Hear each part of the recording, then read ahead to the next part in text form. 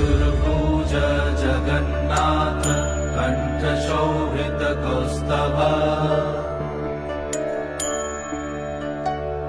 Padmanabha Vedgarbh चन्द्रसूर्य विलखना Jagannath Loknath नीलाद्रीश परहरि दीनबन्धुर्दया Sindhu Kripalu जनरक्षक